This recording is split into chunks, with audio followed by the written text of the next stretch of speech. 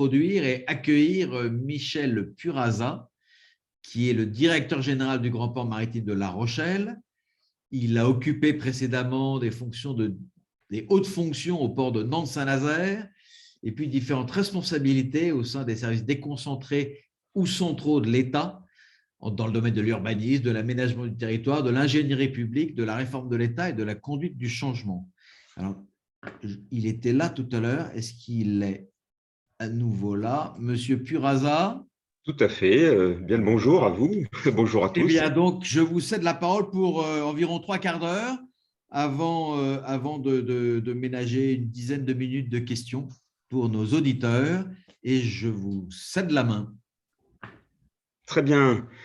Écoutez, merci beaucoup. Bien le bonjour à tous. Et j'en profite, c'est le moment pour vous souhaiter tous mes meilleurs voeux hein, à vous tous donc pour cette nouvelle année hein, qu'on espère bien sûr sous de nouveaux cieux, plus favorables en tout cas d'un point de vue sanitaire.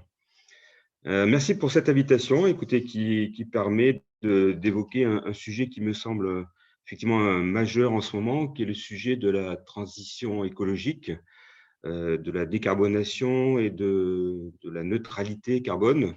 Donc, je vais partager dans le même temps ma présentation. Hop. CTRL L. Voilà. Elle apparaît, c'est bon? Elle apparaît, c'est bon.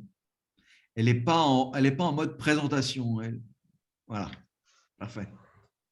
Voilà.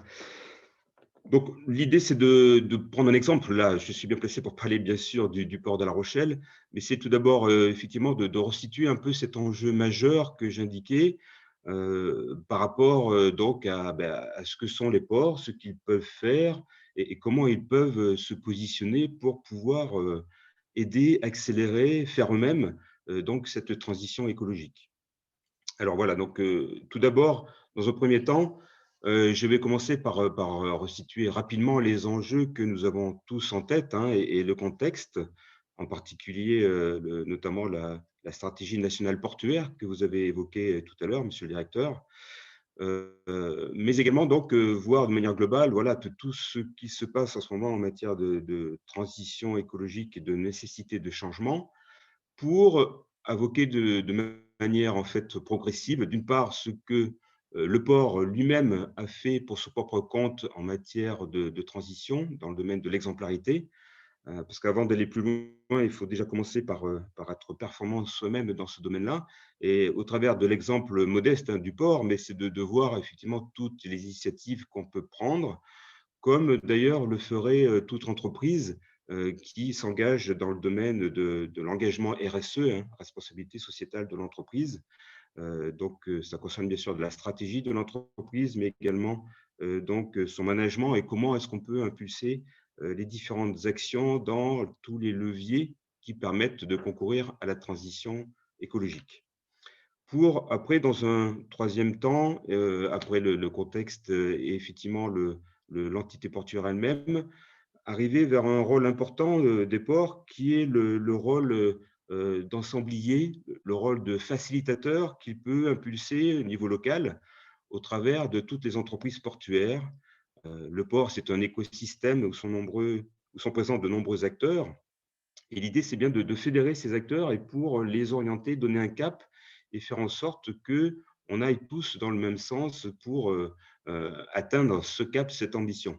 Et bien sûr, la transition écologique est un sujet majeur qui fait partie des préoccupations et donc que nous avons dynamisé. Quand je dis nous, c'est bien sûr le port, mais pas seulement, bien sûr, l'ensemble des entreprises, en particulier avec l'Union maritime de La Rochelle, pour pouvoir aller vers cette transition écologique. Dans un quatrième temps, donc, on prendra encore plus de recul parce que le port, s'il doit être exemplaire lui-même et s'il doit faire en sorte que l'écosystème dans lequel il est aille vers la transition écologique, ben, le port est avant tout un acteur du territoire. D'ailleurs, sa vocation, c'est de servir le territoire. Et il doit également contribuer, bien sûr, à cette dynamique d'évolution, dynamique qui se crée un peu partout, d'ailleurs, à toutes les échelles, hein, que ce soit au niveau local, que ce soit au niveau départemental, régional et bien sûr au niveau national, mais également européen. Et donc, il doit contribuer à ces évolutions par la réplicabilité de ces actions ailleurs, par l'exemplarité de ce qu'ils peuvent voir dans d'autres ports pour le décliner sur le territoire, et par donc la participation à toute initiative qui émerge sur ces territoires, et il y en a en grand nombre en fait, hein. Là, je m'attarderai essentiellement sur un projet majeur, un projet de territoire qui est La Rochelle, territoire zéro carbone, et on verra comment effectivement un port peut apporter son soutien dans ce type d'initiative. Et enfin, en conclusion, donc, la nécessité, c'est évident là aussi, mais c'est mieux de se le redire, de partager, d'échanger, et on citera quelques structures qui permettent de se renseigner plus en avant dans tout ce qui est enjeu de transition écologique dans les ports, et capacité de réplicabilité ou de déclinaison de ces différentes actions et initiatives qui se passent un peu partout sur le territoire. À titre d'éclairage, vous avez ici la Maison du Port, c'est le siège du Grand Port Maritime de La Rochelle, qui a été construit il y a 5-6 ans, et qui est un bâtiment à énergie positive, qui est un peu à l'image de l'ADN qui nous porte dans ce domaine, à savoir faire en sorte qu'on limite l'impact de nos activités, voire qu'on produise des énergies renouvelables pour faire en sorte qu'effectivement, on arrive à une neutralité en matière d'impact sur l'environnement. Alors, contexte et enjeux, là, je vais pas y passer beaucoup de temps parce que je crois que nous l'avons tous en tête, hein, en particulier, mais pas seulement, hein, suite à la parution notamment de nouveaux documents du GIEC l'été dernier, qui d'ailleurs annonce de nouveaux documents qui seront plus sur la prospective, mais ce rapport du GIEC qui, une nouvelle fois, met en évidence une évolution, un changement de la température de la surface mondiale observée, et également simulée par rapport à ce qu'elle devrait être si il n'y avait pas eu les facteurs humains. Donc ça, c'est effectivement la courbe de gauche, hein.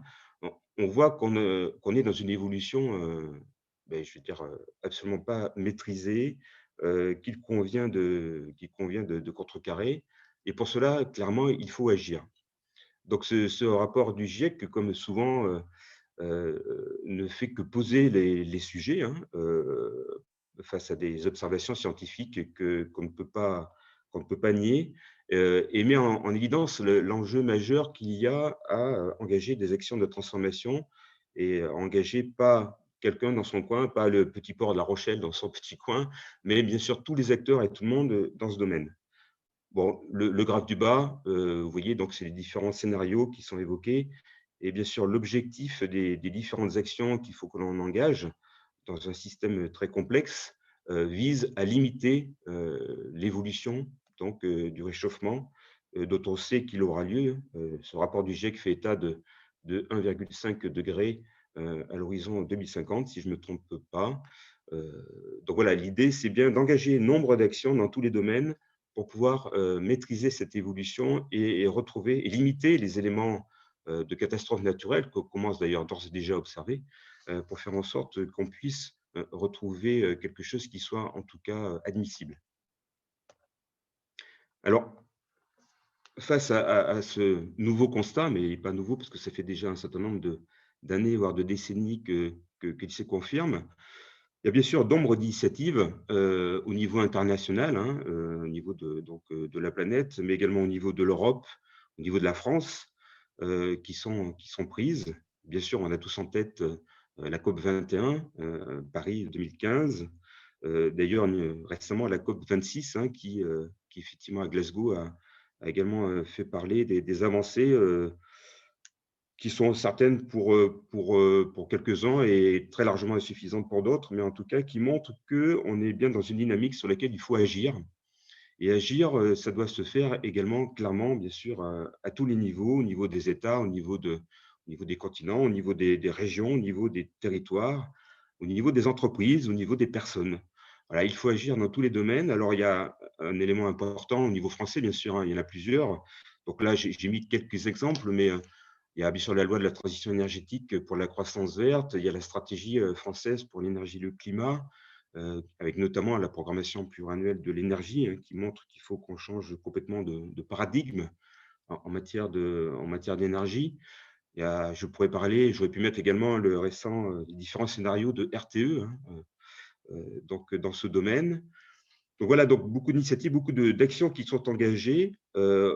On le voit également au niveau européen. Là, je n'ai pas fait état du Green Deal, mais on voit notamment un texte important qui a été annoncé le 14 juillet 2021, Fit for 55, justement à 55, qui vise à limiter de 5%, 55% les émissions de CO2 à horizon 2030-2035, et qui vise à clairement engager une révolution dans de nombreux domaines, dont d'ailleurs les domaines portuaires.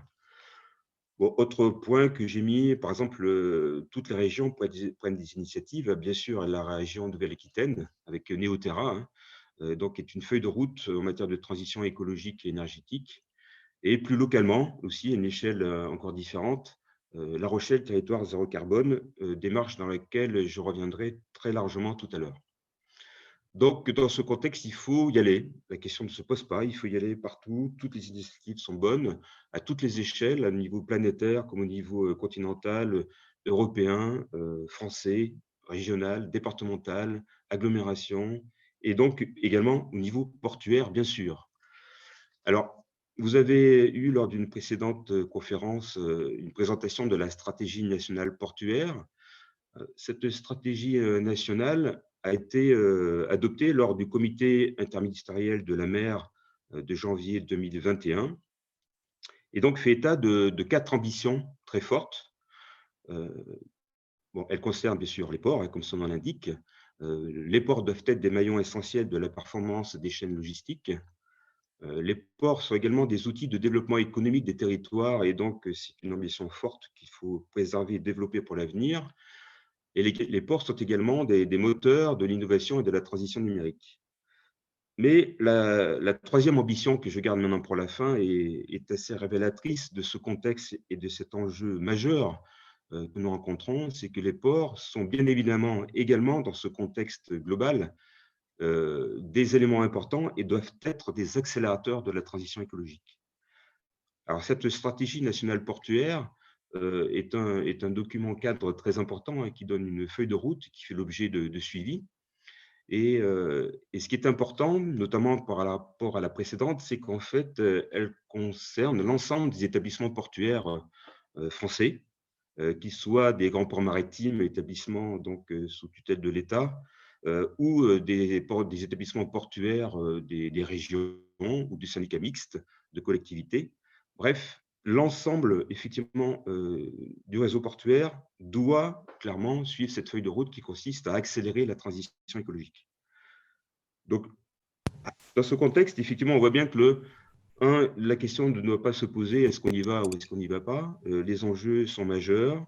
Le deuxième point, c'est est-ce qu'on a effectivement des possibilités d'action. On voit bien qu'à tous les niveaux, on peut agir. Des feuilles de route se mettent en place au niveau régional, au niveau local, et également, donc, suivant les différentes thématiques, également par établissement. Et les ports ont clairement un rôle à jouer majeur dans ce domaine-là. Alors, donc, c'est le deuxième point de mon intervention, après le contexte. Alors, comment agir? Ben, le premier point, c'est assez banal, parce qu'en fait, le port, c'est une entité comme toute entreprise qui se dote, après une réflexion prospective, d'une stratégie et qui définit des plans d'action et qui les met en œuvre. Donc là, rien de bien extraordinaire, mais c'est quelque chose de majeur. C'est-à-dire qu'en fait, pour pouvoir aller dans le sens de la transition écologique, il faut commencer déjà par se regarder soi-même et faire en sorte que l'ensemble de nos activités, de nos actions vont dans ce sens-là. Et pour ça, ça suppose tout d'abord de définir où on veut aller, quelle est la feuille de route. Ça, c'était la démarche que nous avions menée ici localement. Alors, je vais parler maintenant plus de La Rochelle, hein, bien sûr, mais je pense que dans tous les différents ports, ce type de démarche est effectué. Donc, le premier point, c'est de se projeter loin dans l'avenir en disant quel est l'objectif, où doit aller l'établissement portuaire, quelle est sa vocation à long terme, que doivent être ses missions, ses activités. Et pour ça, donc, le Conseil de développement du Grand Port Maritime de La Rochelle a mené une réflexion prospective, Objectif 2040, imaginons le port de demain, qui a permis de définir donc ces différents axes d'évolution.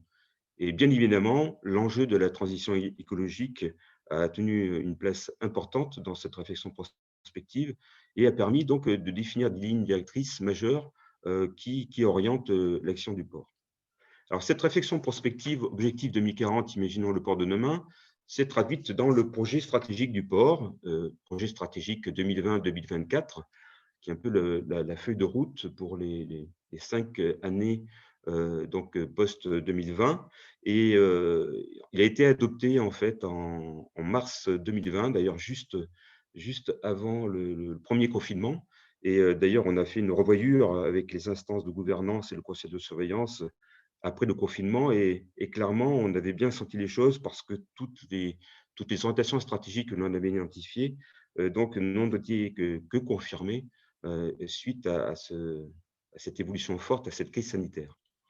Alors, projet stratégique qui a 3 ambitions, dont 2 que vous voyez indiquées ici, vers le zéro carbone, dont le nom ressemble beaucoup au projet de territoire, La Rochelle territoire zéro carbone que je vous indiquais tout à l'heure.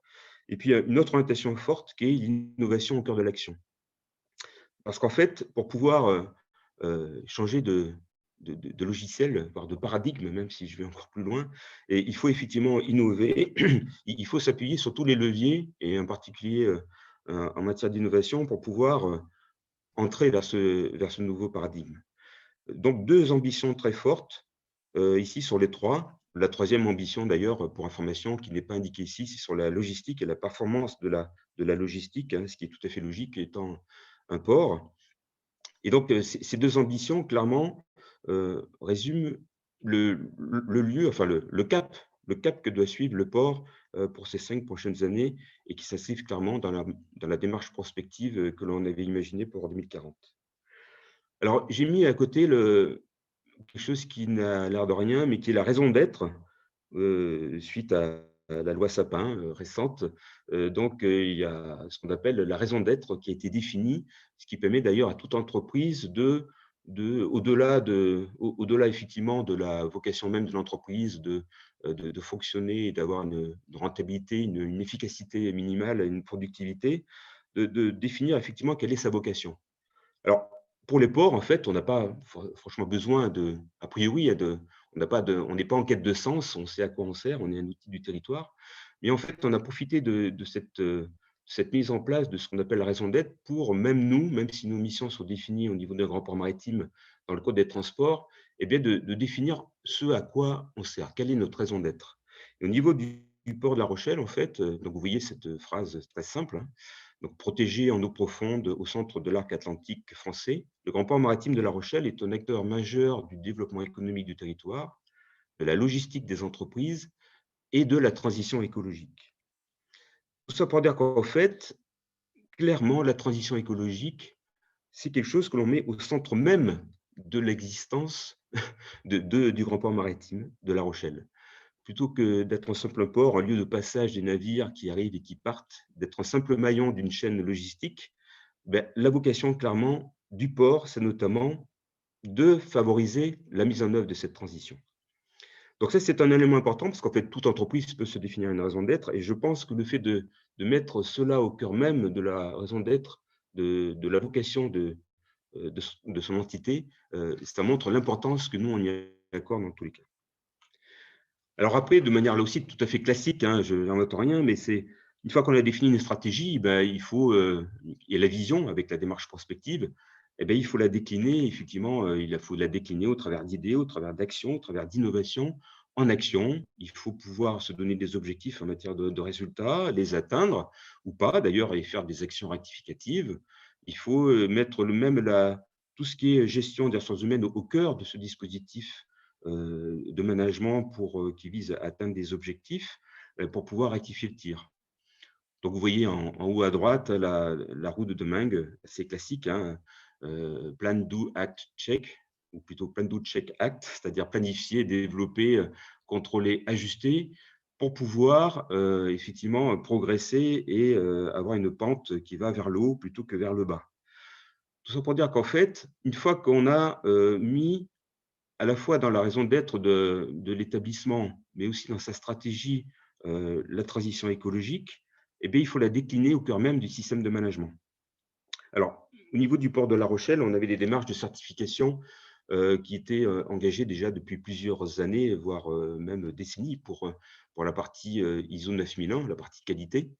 Et ce système de management, en fait, a été étendu dans différentes démarches, notamment l'ISO 14001, maîtrise de l'impact de l'activité sur l'environnement, 45001, qui est tout ce qui est santé et sécurité au travail. Et dans ce système de management, en fait, ça permet très régulièrement de voir, de se mettre au cœur des objectifs que l'on se définit, de voir si on les atteint ou pas, de voir les actions correctives qu'il faut que l'on mette en place pour pouvoir progresser et se donner des objectifs encore meilleurs. Alors, nous, on est très ISO, hein, parce qu'en fait, c'est un référentiel international, mais parce que surtout, en fait, il fait l'objet d'évaluations, de traçabilité et d'évaluation régulière, hein. Tous les 3 ans, il y a un audit de renouvellement de la certification, et tous les ans, il y a un audit de suivi fait par un organisme certifié, hein, et qui vient vérifier si effectivement on va dans le bon sens, on suit les engagements que l'on a pris, et si effectivement on met en œuvre les moyens nécessaires pour cela. Et puis, parallèlement donc, à ces démarches de certification, on est parti très vite d'ailleurs. Je crois qu'on fait partie, c'était il y a pas loin d'une dizaine d'années, on fait partie des 100 premières entreprises françaises à être parties dans le domaine de la RSE, la responsabilité sociétale de l'entreprise. Donc, dans l'évaluation, parce que là, il s'agit d'une évaluation et pas de certification, donc engagée RSE. Et ça, c'est une démarche pareille que l'on a mis au cœur de notre système de management, en fait, qui permet de se donner chaque année des objectifs. Donc, RSE, c'est-à-dire développement durable, hein, c'est-à-dire non seulement, bien sûr, l'activité économique, mais bien sûr, l'activité environnementale et les impacts sur l'environnement, également l'angle sociétal et social. Et donc, depuis 10 ans qu'on est engagé dans cette démarche-là, en fait, on a progressé régulièrement, et c'est ça tout le sens, en fait, hein, de la route de demain qu'on voit qui remonte la pente. On a progressé et donc on est arrivé maintenant au niveau exemplaire, en fait, hein, établi exemplaire, après le niveau initial, le niveau confirmé, je crois, et non, le niveau engagé et après le niveau confirmé. Donc là, on a atteint le niveau exemplaire suite à la dernière évaluation. Tout ça pour montrer qu'en fait, c'est une démarche de longue haleine qui vise à faire en sorte que ce soit donc, dans tous les domaines, en fait, hein, que ce soit au niveau du fonctionnement, au niveau de l'activité, au niveau de la stratégie, au niveau des orientations, au niveau des priorités, en fait, il faut se donner des objectifs et aller dans la démarche, en fait, de développement durable et de responsabilité sociétale de l'entreprise. Alors, quelques exemples, hein, là aussi, donc là, bien sûr, c'est La Rochelle, hein, mais vous voyez, par exemple, en haut à gauche, bien sûr, il y a tout ce qui est développement des énergies renouvelables. En fait, on a solarisé beaucoup de hangars portuaires. Dans un port, il y a des lieux de stockage et donc des hangars. Ici, la photo que vous voyez en haut à gauche, c'est par exemple la base sous-marine qui a fait l'objet de mise en place de panneaux photovoltaïques. Un petit peu en dessous, le bâtiment que vous voyez dessus, c'est le bâtiment de la Maison du Port que j'indiquais tout à l'heure, un bâtiment énergie positive. En fait, quand on regarde l'ensemble de ces panneaux photovoltaïques, ça correspond à pas loin maintenant de 5 gigawattheures annuels de production, qui est l'équivalent de la consommation du grand quartier de l'Alleux-la Palisse, qui est à côté du grand port maritime de La Rochelle. Donc, il y a tout un angle de travail sur les bâtiments. À côté, vous avez effectivement la petite gare ferroviaire, donc bâtiment ferroviaire pour le port, et qui m'amène aussi au sujet du ferroviaire. Travailler sur la transition écologique, c'est notamment travailler sur le report modal, faire en sorte que plutôt que l'on ait des poids lourds sur les routes, on puisse donc massifier le trafic sur des trains. Donc, on a dans ce domaine-là d'ailleurs beaucoup travaillé parce qu'on a remis en état l'ensemble du réseau ferroviaire portuaire et on est passé d'une part modale qui était il y a 10-12 ans de l'ordre de 6% à 14 à 17%, ça dépend des années, mais de l'ordre de 17%. Donc, on a plus que doublé, presque triplé effectivement le report modal au niveau du trafic portuaire. Donc là aussi, c'est un angle d'attaque. Il y a les filières même qui passent par le port. C'est-à-dire que la vocation du port, c'est bien sûr favoriser les importations et exportations en fonction des besoins du territoire aux différentes échelles. Et lorsque justement ces territoires engagent des actions de transition écologique, comme par exemple les filières sur les éoliennes terrestres que l'on voit là, eh bien, nous, on doit s'adapter pour favoriser ce type de trafic. Alors, ça suppose également de travailler sur notre mode de fonctionnement. Vous voyez là, on a une vedette hydrographique en fait qui mesure les tirants d'eau un peu partout sur le port. Donc là, on a, à l'occasion du changement de cette vedette hydrographique, donc, on est passé à une vedette hydrographique hybride et qui fonctionne donc à l'électricité en permanence. Donc elle est effectivement hybride parce que lorsqu'elle va travailler notamment au niveau du port de plaisance, ou un peu plus loin en tout cas, hein, que le grand port maritime de La Rochelle, donc elle a besoin effectivement de disposer d'une motorisation plus importante. Mais sinon, son activité quotidienne se fait en mode électrique. Bien sûr, le parc de véhicules, c'est plus commun, mais effectivement, l'ensemble de nos véhicules de service, en fait quasiment, hein, presque tous, sont des véhicules électriques et donc qui permet, bien sûr, là aussi, d'aller dans ce sens. Alors, ça n'est pas tout, hein, ça n'est qu'une étape, parce qu'en fait, il faut après que l'électricité soit verte. Donc c'est un point sur lequel on y reviendra. Autre point d'activité, par exemple, vous voyez là, c'est un centre de traitement des sédiments donc marins à terre, hein, qui permet de traiter, les sédiments pollués, notamment ceux que l'on trouve dans des ports de plaisance ou autres, hein, ou par exemple, ou les stations d'épuration de La Rochelle ou autres, qui permet de les traiter et de valoriser ces déchets. Un travail qui est engagé notamment, à la photo en bas à droite, sur l'éclairage et travailler sur la pollution lumineuse. Donc là, en fait, c'est un domaine sur lequel donc on n'en est qu'aux études, mais il y a là aussi, c'est un axe de travail important, comme effectivement donc la partie bleue ou la partie verte, hein, de manière classique dans les territoires, on travaille sur le domaine du port. Je surveille quand même le chrono, à 14h30. Il faut que j'accélère. Alors, d'autres filières, par exemple, qui sont des filières importantes sur lesquelles on se positionne actuellement, c'est là où un port a un rôle à jouer pour favoriser la mise en œuvre des politiques publiques. C'est par exemple tout ce qui est éolien offshore. Donc là, sur le port de La Rochelle, vous avez toutes les fondations, hein, c'est le navire Innovation que vous avez là qui transporte les pièces de transition et les monopieux, qui sont mis en place au large de Saint-Nazaire, sur le banc dit du banc de Guérande, hein, sur le site éolien offshore.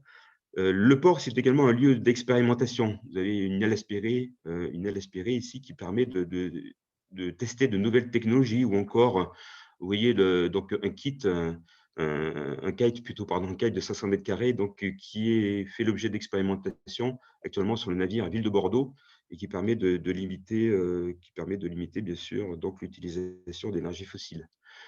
D'autres leviers, mais je vais passer rapidement, c'est par exemple tout ce qui est concassage, réutilisation des matériaux, hein. C'est que beaucoup de déchets du BTP donc, ne sont pas assez valorisés, doivent l'être, et d'où l'idée de retravailler sur la valorisation de ces matériaux.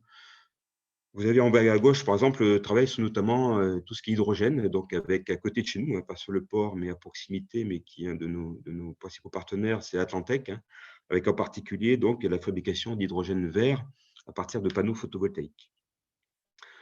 Voilà, donc le premier axe important, c'est déjà être exemplaire, c'est-à-dire dans tous les domaines de la stratégie au niveau opérationnel, faire en sorte qu'on se pose la question, on fasse un diagnostic et on se donne des objectifs d'amélioration pour aller dans le sens de la limitation des émissions de CO2, voire de l'absorption de CO2.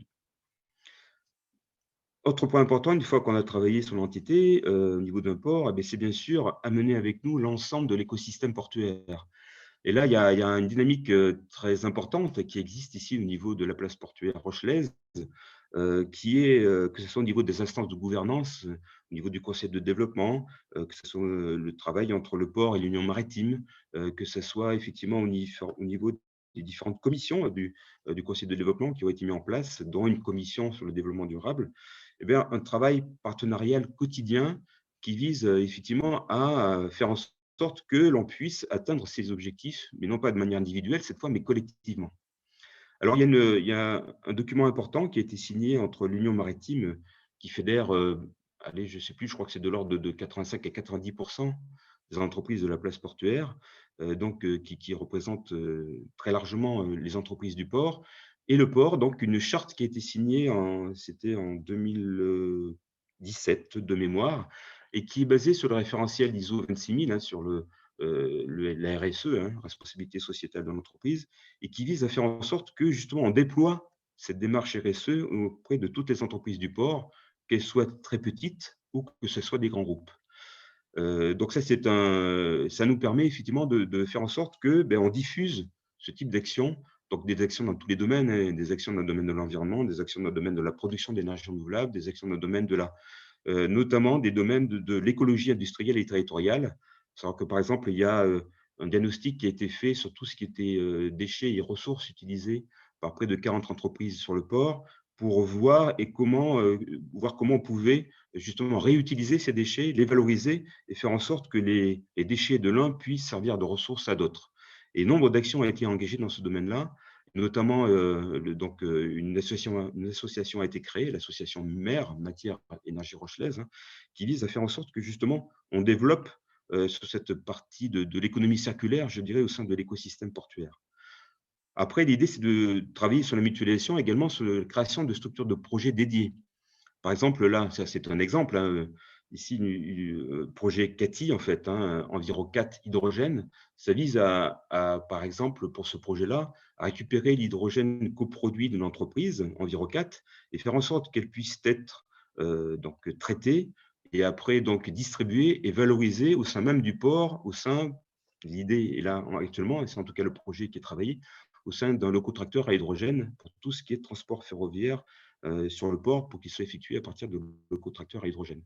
Donc là aussi, à l'échelle de l'économie circulaire, faire en sorte que l'on puisse récupérer ce qui actuellement est un déchet, le valoriser et le distribuer et le consommer sur place. Voilà, donc il y a une vraie dynamique qui existe au niveau de la place portuaire et je pense que un port a un rôle majeur dans ce domaine-là, c'est effectivement d'entraîner avec lui l'ensemble de l'écosystème. Le troisième niveau, c'est le lien avec le territoire. Donc là, je vais passer rapidement, mais ça me donne l'occasion de parler d'un projet qui est effectivement un projet d'ailleurs qui a été retenu par Territoire d'innovation hein, au niveau de l'État, le projet La Rochelle, territoire zéro carbone. Alors, au-delà du slogan, hein, territoire zéro carbone, ça veut dire quoi? Ça veut dire que sur un périmètre donné, les acteurs de ce territoire se mettent ensemble avec une ambition très forte qui est l'ambition d'atteindre la neutralité carbone sur ce territoire à un horizon à moyen terme, c'est 2040 en l'occurrence.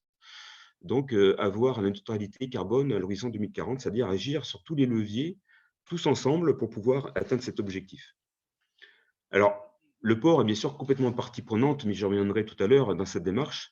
Et là aussi, c'est le troisième niveau dans ma présentation, c'est-à-dire qu'en fait, au-delà de lui-même et au-delà de l'écosystème portuaire, le port a un vrai rôle à jouer en tant qu'acteur du territoire aux côtés de l'ensemble des autres acteurs du territoire. Alors, c'est quoi La Rochelle, territoire zéro carbone, LRTZC, pour les initiés ici? C'est donc, c'est en fait une approche systémique qui vise à identifier donc l'ensemble des différentes actions possibles sur lesquelles on peut agir au travers d'une communauté d'acteurs et avec une ambition très forte, hein, donc qui est rappelée ici, atteindre la neutralité carbone pour contenir le réchauffement global à moins de 2 degrés, donc pour concourir à cet objectif mondial et à tout niveau. Alors, c'est une démarche, on voit sur la carte ici, qui est ciblée à un premier niveau sur la communauté d'agglomération de La Rochelle, donc 28 communes, mais qui percole bien au-delà, et notamment au travers du pôle métropolitain. Pardon. Et donc, c'est bien une démarche globale qui vise à agir sur les différents niveaux, une démarche donc du grand plan d'investissement hein, qui est effectivement retenu par ce plan au travers de son caractère notamment exemplaire. Alors, je passe rapidement. Donc, en fait, il est porté par un consortium, hein, la communauté d'agglomération de La Rochelle, l'université de La Rochelle. On le verra, c'est quelque chose de très important, en fait. Hein, mais au-delà de l'université, il y a notamment l'école de commerce, Excelia, il y en a d'autres. Enfin, bref, c'est mettre tous les acteurs, y compris les acteurs de recherche qui peuvent agir dans ce domaine-là. Atlantex, c'est un parc bas carbone, et j'en parlais tout à l'heure pour l'hydrogène vert notamment, hein. Donc la ville de La Rochelle bien sûr, et le grand port maritime de La Rochelle, port Atlantique La Rochelle. Mais au-delà de ce consortium qui porte le projet, c'est tout un écosystème, c'est-à-dire qu'en fait, c'est près de 130 acteurs, et encore, ces 130 partenaires, cette diapo remonte à quelques temps, ça augmente de jour en jour, c'est de faire en sorte que l'ensemble des acteurs de ce territoire se mobilisent ensemble, collectivement, pour atteindre cet objectif. Alors l'objectif, vous le voyez avec la trajectoire, hein, on voit le bâton vertical, hein, et l'idée c'est de passer d'un constat, c'est les émissions de CO2, à un niveau de CO2, d'émissions de CO2 qui soit bien moindre, et ça suppose en contrepartie, pour atteindre la neutralité en 2040, de faire en sorte qu'on travaille sur la séquestration de ce carbone et la compensation lorsqu'on ne peut pas le faire sur notre territoire. Donc, en fait, il y a une trajectoire qui était bien définie, hein, donc dans différents domaines, hein, que ce soit dans le domaine de l'habitat, de l'énergie et autres. des déplacements notamment, qui visent à faire en sorte on atteigne ces objectifs collectivement avec un suivi très régulier et qu'en même temps, on travaille sur la séquestration de carbone. Là, je vais surtout insister au-delà de la gouvernance, parce que vous imaginez, c'est un sujet complexe, mais travailler sur les différents leviers. En fait, déjà au niveau de la gouvernance, l'idée, c'est pas de rester entre nous, mais bien de travailler avec un écosystème très large de toutes les entreprises, comme j'ai indiqué, mais également d'associer les citoyens et les associations hein, au travers de cette gouvernance, et puis l'ensemble des centres de recherche, notamment aussi avec un conseil scientifique, pour pouvoir atteindre cette démarche très complexe au niveau du territoire de La Rochelle. Ce qui était important en bas, et là je passe rapidement, mais c'est de voir sur les différents leviers sur lesquels on essaie d'agir. Et donc, en fait, il y a ce qu'on appelle le carbone bleu. En fait, c'est tout ce qui est le développement de puits de carbone ou de faire en sorte qu'on puisse aménager des surfaces pour faire en sorte qu'on puisse absorber le carbone plutôt que d'en émettre, et ce qui permet de compenser, comme on le disait tout à l'heure. Mais au-delà de ça, c'est de travailler sur tous les domaines. Le domaine du bâti, le domaine des réseaux, notamment des réseaux intelligents en matière d'énergie. Donc, efficacité du bâti, ça parle à tout le monde, mais c'est effectivement un domaine important. C'est dans le domaine des énergies renouvelables et de l'autoconsommation collective. C'est dans le domaine des mobilités, nouvelles mobilités notamment, mais également travailler sur faire en sorte que, on voyait les véhicules électriques tout à l'heure pour le port, mais pas seulement, c'est tout ce qui est plan de déplacement interentreprises qu'on peut mettre en place donc au niveau du système portuaire, du complexe portuaire chez nous, mais également au niveau de l'agglomération en fait, avec des applications, notamment une application qui a été retenue récemment pour favoriser le covoiturage. Dans tous les domaines, en fait, essayer d'agir dans le domaine des déplacements, dans le domaine de la transition écologique des entreprises, mais également dans le domaine effectivement de l'écologie industrielle et territoriale. C'est là où c'est un domaine sur lequel on a effectivement été précurseur avec Maire au niveau du port, c'est faire en sorte qu'on valorise tout ce qui est déchets de l'entreprise qui puisse servir d'intrant pour d'autres entreprises.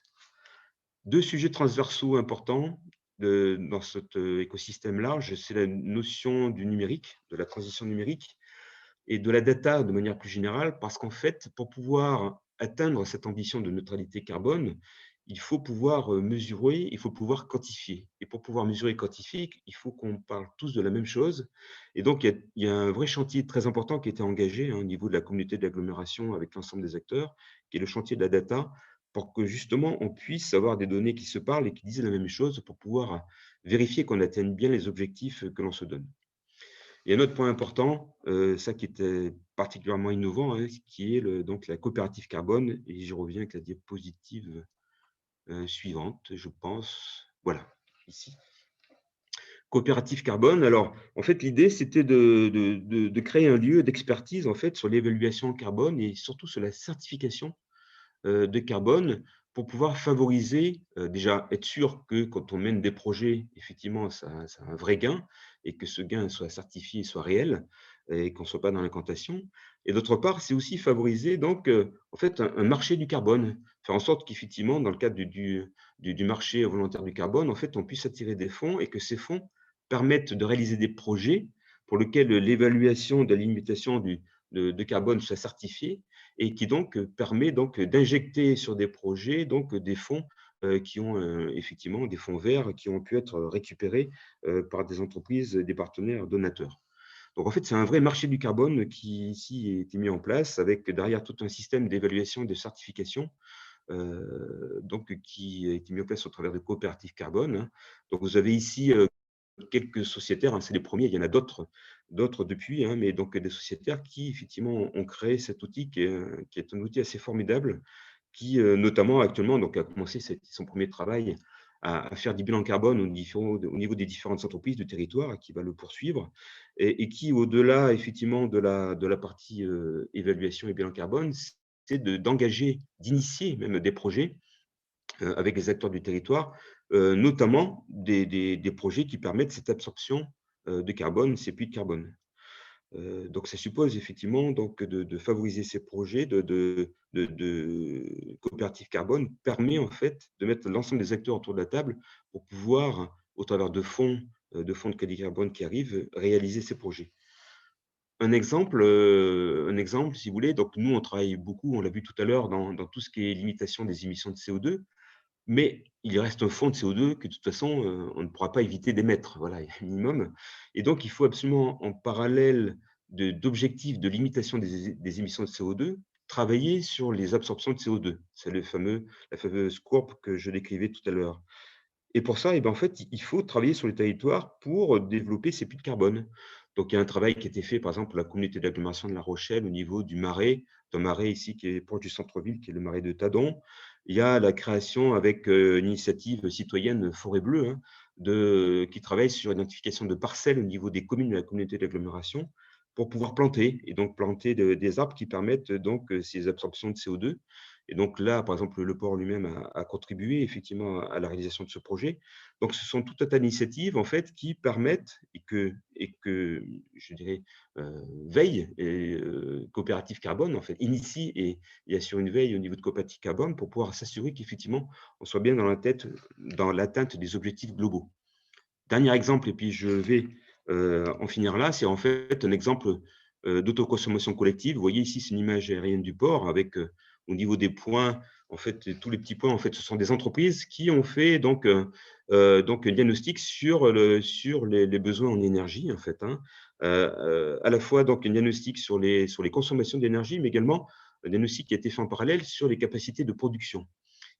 Et l'idée, un des projets, donc, notamment que nous avons, c'est de dupliquer ce qui a été fait au niveau du parc Atlantique à côté, c'est-à-dire faire une boucle d'autoconsommation collective, faire en sorte que l'on produise localement ce dont on a besoin donc en matière et qu'on le produise avec des énergies renouvelables, du solaire notamment, mais pas seulement.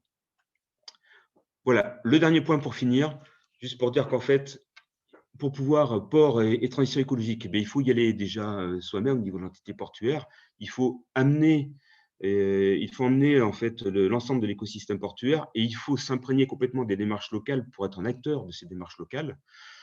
Mais il ne faut pas s'arrêter là, bien sûr. Il faut regarder tout ce qui se passe ailleurs et il faut également apporter un éclairage sur ce qu'on fait soi-même, mais aussi récupérer les bonnes initiatives et Dieu sait qu'il y en a, des bonnes initiatives.